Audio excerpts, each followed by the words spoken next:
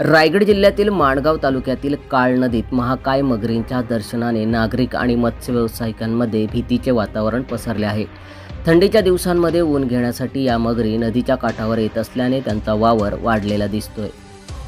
नदीच्या आसपास राहणाऱ्या नागरिकांमध्ये भीतीचे वातावरण असून अनेकांनी सकाळी किंवा संध्याकाळी नदी किनारी जाणे टाळायला सुरुवात केली आहे। मत्स्य व्यावसायिकांना तर आपल्या व्यवसायावर परिणाम होईल अशी चिंता सतावत आहे। मगरींचा हा वावर अचानक वाढल्याने प्रशासनाने सतर्क राहण्याचे आवाहन केले आहे। नागरिकांनी सावधगिरी बाळगावी आणि नदी किनारी जाण्याचे टाळावे असे आवाहन वन विभागाकडून करण्यात आले आहे। आता या मगरींचा वावर कधी कमी होईल आणि नागरिकांना सुटकेचा श्वास घेता येईल हे पाहणे महत्त्वाचे ठरणार आहे। तोपर्यंत काळ नदीच्या काठावर भीतीचं सावट कायम आहे। गेल्या 12 वर्षांपासून माणगावच्या आमच्या काळ नदीमध्ये मी मगरींचे निरीक्षण करत आहे।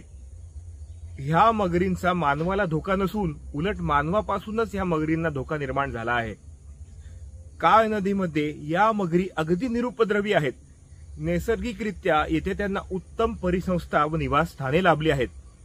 गेल्या वर्षी ह्या मगरींपैकी एका मगरीचा माणगाव शहरातून बचाव करण्यात आला होता। ती मगर सुद्धा सध्या येथे दिसून येत आहे। ह्या मगरी निरुपद्रवी असल्या तरी आपल्या माणसांकडून ह्या मगरींना चितावणी देण्यासारखी कोणतीही कृती येथील स्थानिकांकडून न होण्यासाठी योग्य ती काळजी घेण्याची गरज आहे। काळ नदीचे दिवसेंदिवस वाढते प्रदूषण नदीतील सर्वच जीवांसाठी अगदी धोकादायक आहे। नदीचे प्रदूषण कमीत कमी करण्यासाठी किंवा टाळण्यासाठी मोठ्या प्रमाणात उपाययोजना करण्याची गरज आहे। सम्राट मराठी लाईव्हसाठी ब्युरो रिपोर्ट माणगाव।